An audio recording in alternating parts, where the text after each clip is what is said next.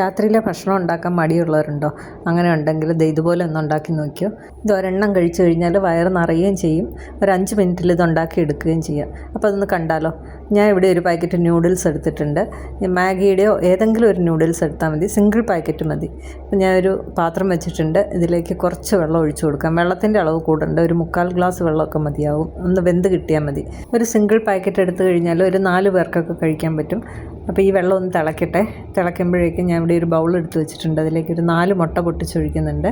ഒരുപാട് ജോലിയൊക്കെ ഉള്ള ദിവസം നമ്മൾ വൈകുന്നേരം ആകുമ്പോഴത്തേക്കും ശരിക്കും മടുത്തു പോകില്ലേ. നമുക്ക് ഡിന്നർ ഉണ്ടാക്കാനായിട്ട് ഭയങ്കര വിഷമമാണ്, പ്രത്യേകിച്ച് ചൂടുള്ള സമയത്ത്. അങ്ങനെയുള്ള സമയത്ത് ഇതുപോലെയൊക്കെ ഉണ്ടാക്കി കഴിഞ്ഞാൽ എളുപ്പം ഉണ്ടാവുമേ. ഇപ്പം നമ്മുടെ വെള്ളം നന്നായിട്ട് തിളച്ചിട്ടുണ്ട്. ഇനി ഇതിലേക്ക് നൂഡിൽസ് ഇട്ട് കൊടുക്കുക. ഞാനിവിടെ എപ്പിയുടെ നൂഡിലാണ് ഇടുന്നത്.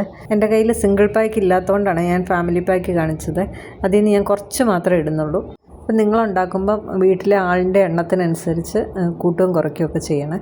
ഇവിടെ ഒരു സിംഗിൾ പാക്കറ്റിനകത്ത് വരുന്ന അത്രയും മാത്രമേ ഞാൻ ഇട്ട് കൊടുക്കുന്നുള്ളൂ. ഇങ്ങനെ കണ്ടാൽ വെള്ളം കുറവാണെന്ന് തോന്നും, പക്ഷേ 1 ഗ്ലാസ് വെള്ളത്തിൽ കൂടുതൽ എന്തായാലും ഇതിനകത്ത് ചേർക്കരുത്. ഒരുപാട് വെള്ളമായി കഴിഞ്ഞാൽ നമുക്ക് ഓംലെറ്റിനകത്തേക്ക് ഇത് വെക്കാൻ പറ്റില്ല. ഇനി ഇത് ലോ ഫ്ലെയിമിലിട്ട് മൂടി വെച്ചൊന്ന് വേവിക്കുന്നുണ്ട്. ഇത് വേകുന്ന സമയത്ത് നമ്മൾ എടുത്ത് വെച്ച എഗ്ഗിനകത്തേക്ക് നമുക്ക് കുറച്ച് സാധനങ്ങളൊക്കെ ചേർത്ത് കൊടുക്കാം. ആദ്യം ഞാൻ ഇതിനകത്തേക്ക് കുറച്ച് കുരുമുളക് പൊടിയാണ് ചേർക്കുന്നത്. ഓരോരുത്തരുടെ എരിവിന് ആവശ്യത്തിനുള്ള കുരുമുളക് പൊടി ചേർത്താൽ മതി. ഞാനിവിടെ വളരെ കുറച്ച് എരിവ് ചേർക്കുന്നുള്ളൂ. ഇനി ചേർക്കുന്നത് ചില്ലി ഫ്ലേക്സ് ആണ്. അത് കഴിഞ്ഞിട്ട് അല്പം ഒറിഗാനോയും കൂടെ ചേർക്കുന്നുണ്ട്. ഇതെല്ലാം ഞാൻ ഓരോ പാക്കറ്റേ ചേർത്തിട്ടുള്ളൂ. അപ്പം ഇതിൻ്റെയൊക്കെ ടേസ്റ്റ് കൂടുതൽ ഇഷ്ടമുള്ളവർ കൂടുതൽ ചേർക്കാം. ഇനി ആവശ്യത്തിന് ഉപ്പും കൂടെ ചേർത്ത് നന്നായിട്ടൊന്ന് അടിച്ചെടുക്കാവേ. എരിവ് ചേർക്കുമ്പോൾ ഒരു കാര്യം കൂടെ ശ്രദ്ധിക്കണേ, നമ്മൾ നൂഡിൽസിൻ്റെ മസാല ചേർക്കുന്നുണ്ട്, മുട്ടയ്ക്കകത്തല്ല ചേർക്കുന്നത്. അപ്പോൾ അതിൻ്റെ എരിവും കൂടെ ഒന്ന് അഡ്ജസ്റ്റ് ചെയ്തിട്ട് വേണേ മുട്ടയ്ക്കകത്ത് എരിവ് ചേർക്കാനായിട്ട്. അപ്പോൾ മുട്ട ഞാൻ നന്നായിട്ട് അടിച്ച് പതപ്പിച്ചെടുത്തിട്ടുണ്ട്. ഇനി നൂഡിൽസ് വെന്തിട്ടുണ്ടോ ഒന്ന് തുറന്ന് നോക്കാവേ. വെള്ളം കുറച്ചൊഴിച്ച കാരണം ഉണ്ടല്ലോ, ഇടയ്ക്കൊന്ന് തുറന്ന് നോക്കണേ, ഇല്ലേ വെള്ളം വറ്റിപ്പോയെങ്കിൽ അറിയില്ല. അപ്പം നൂഡിൽസ് ഒന്ന് കുഴഞ്ഞിരുന്നാൽ മതി നല്ലപോലെ. ഇപ്പം നമ്മുടെ വെള്ളമൊക്കെ വറ്റി നല്ലപോലെ വെന്തിട്ടുണ്ട്. ഇത് മതി. ഇനി ഫ്ലെയിം അങ്ങ് ഓഫ് ചെയ്ത് കൊടുക്കുക, ഇല്ലെങ്കിൽ വീണ്ടും ഇരുന്നത് വല്ലാണ്ട് ഡ്രൈ ആയി പോകും. അപ്പോൾ ഇനി ഇതിലേക്ക് ഞാൻ മസാല ചേർത്ത് കൊടുക്കുന്നുണ്ട്. ഈ മസാല ഞാൻ മുഴുവനായിട്ട് ചേർക്കുന്നില്ല. നല്ലപോലെ എരിവും മസാലയൊക്കെ കഴിക്കാൻ ഇഷ്ടമുള്ളവരാണെങ്കിൽ ഈ മസാല മുഴുവൻ ചേർക്കാം കേട്ടോ. കുട്ടികൾക്ക് കൊടുക്കേണ്ട കാരണം ഞാൻ കുറച്ചേ ഇടുന്നുള്ളൂ. ഇതൊന്ന് മിക്സ് ചെയ്തിട്ട് ഞാൻ കുറച്ചും കൂടെ ചേർക്കുന്നുണ്ട്. വെള്ളം തീരെ കുറവാണെങ്കിൽ നല്ല ചൂടുവെള്ളം കുറച്ചും കൂടെ ഒഴിച്ചു കൊടുക്കുക. ഒരു 1/4 ഗ്ലാസ്സൊക്കെ ഒഴിച്ചാൽ മതി. ഇതിനകത്ത് മസാല കുറവാണ്, അപ്പം ഞാൻ കുറച്ച് മസാലയും കൂടെ ഇട്ട് കൊടുക്കുന്നുണ്ട്. ഇങ്ങനെ ചെയ്യുമ്പോൾ ഉണ്ടല്ലോ, ഇതിലേക്ക് കുറച്ച് ക്യാരറ്റും ക്യാപ്സിക്കും ഒക്കെ ചെറുതായിട്ട് അരിഞ്ഞിട്ടിട്ട് കൊടുത്താലും നല്ലതാണ്. അപ്പോൾ ഇത് വേവിക്കാൻ വെക്കുമ്പോൾ തന്നെ അതിൻ്റെ ഒപ്പം അരിഞ്ഞിട്ട് കൊടുത്താൽ മതി. അപ്പം ഞാൻ ഇതിനകത്തൊന്നും ചേർത്തിട്ടില്ല, പ്ലെയിൻ ആയിട്ടാണ് ഉണ്ടാക്കുന്നത്.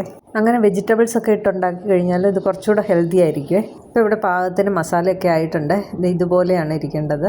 ഇപ്പം ഞാൻ ഒരു തവ ചൂടാക്കാൻ വെച്ചിട്ടുണ്ട്. ഇനി അതിലേക്ക് ഓംലെറ്റ് ഉണ്ടാക്കാം. അടിച്ചു വെച്ചിരിക്കുന്ന മുട്ട ഒരു പകുതി ഞാൻ ഇതിലേക്ക് ഒഴിച്ചു കൊടുക്കുന്നുണ്ട്. എണ്ണയൊന്നും തൂക്കുന്നില്ല. തവയൊന്ന് ചെരിച്ച് പിടിച്ച് എല്ലായിടത്തേക്കും ഒന്ന് ആക്കിയെടുക്കാവേ. എല്ലായിടത്തും ഒരുപോലെ ആയില്ലെങ്കിൽ ഗ്യാപ്പുള്ളിടത്തേക്ക് കുറച്ചും കൂടി ഒന്ന് ഒഴിച്ചു കൊടുത്താൽ മതി. ഇനി ഇതൊരു സൈഡ് വെന്ത് കഴിയുമ്പം മറിച്ചിടാവേ. മറിച്ചിടുമ്പം പകുതിക്കൊന്ന് മുറിഞ്ഞു പോകാതെ പതിയെ വേണം എടുക്കാനായിട്ട്. സൈഡൊന്ന് വിടിയിച്ചെടുത്തിട്ട് പതിയെ എല്ലാ സൈഡും ഒന്ന് ഇളക്കിയെടുത്തിട്ട് വേണം മറിച്ചിടാനായിട്ട്. മറിച്ചിട്ട് മറ്റേ സൈഡും കൂടെ ജസ്റ്റ് ഒന്ന് വെന്താൽ മതി. അത് കഴിഞ്ഞിട്ട് നമുക്കതിലേക്ക് ഫില്ലിങ് വെച്ച് കൊടുക്കാം.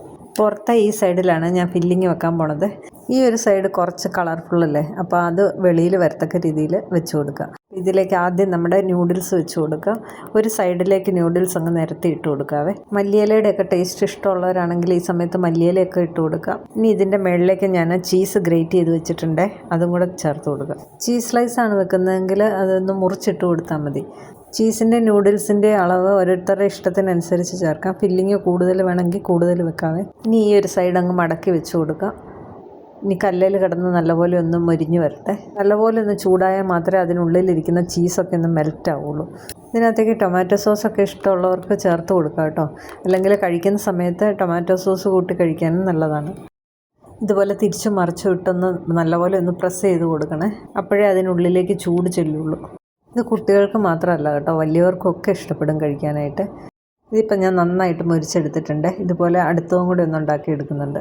ഞാനിവിടെ 4 മുട്ടയല്ലേ എടുത്തത്, അപ്പോൾ അത് 2 ഓംലെറ്റിനുള്ളതേ ഉണ്ടായിരുന്നുള്ളൂ. തവ നല്ല വലിപ്പമുള്ള തവയായതുകൊണ്ട് അതിനകത്ത് 2 ഓംലെറ്റേ ഉണ്ടാക്കാൻ പറ്റിയിട്ടുള്ളൂ. അപ്പം നൂഡിൽസ് ആണെങ്കിൽ ബാക്കി വന്നിട്ടുണ്ട്.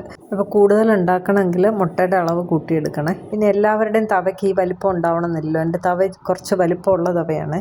അടുത്തത് ഞാൻ ഇതുപോലെ റെഡിയാക്കി എടുത്തിട്ടുണ്ട്. അപ്പോൾ ഇതിനകത്ത് വെക്കുന്ന ഫില്ലിങ്ങിൻ്റെ അളവും ടേസ്റ്റും ഒക്കെ ഓരോരുത്തരുടെ ഇഷ്ടത്തിനനുസരിച്ച് മാറ്റിയെടുക്കുക.